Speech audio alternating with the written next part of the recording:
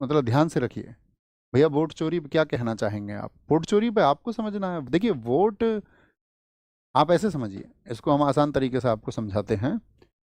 आ, आपने फसल बोई,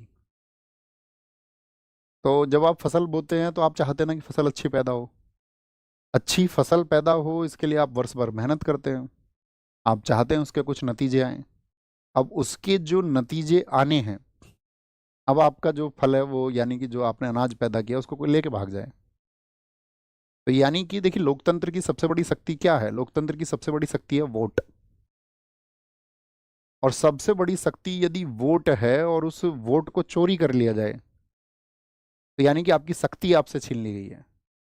आपको लगता होगा कि बहुत साधारण सी चीज है, आप एक चुनाव कर रहे हैं, आप चाहते हैं कि ये अमुक व्यक्ति जीत करके आए, और वहां वोट चोरी हो जाए, तो फिर आप क्या कहेंगे? तो आप कहेंगे कि इससे तो जो व्यक्ति अच्छा है और अच्छा कार्य करना चाहता था, जिसने अच्छी योजनाएं प्रस्तुत की थी जनता के सामने, तो कोई फायदा नहीं हुआ फिर तो उसका। तो राहुल गांधी जी ने सवाल उठाए कि भाई आपका यहाँ पर जो है, हम सवाल उठाते हैं आपसे कि आप यहाँ पर जो है एक पाक्षिक रूप से, जैसे कर्नाटक में सवाल उठाए गए, 1 लाख फर्जी वोटर्स, बहुत जगह सवाल उठाए। हालांकि इलेक्शन कमीशन ने अभी उनसे जवाब मांगा है इस बात पर कि भाई इस बात के प्रूफ दो, है ना, उनको उल्टे प्रूफ दो कि यहाँ पर आप जो कह रहे हैं, आप जो आरोप लगा रहे हैं वो सच्चे हैं, तो वो प्रूफ मांगे आगे, वो देंगे डेटा को उसको। ये रहे प्रूफ।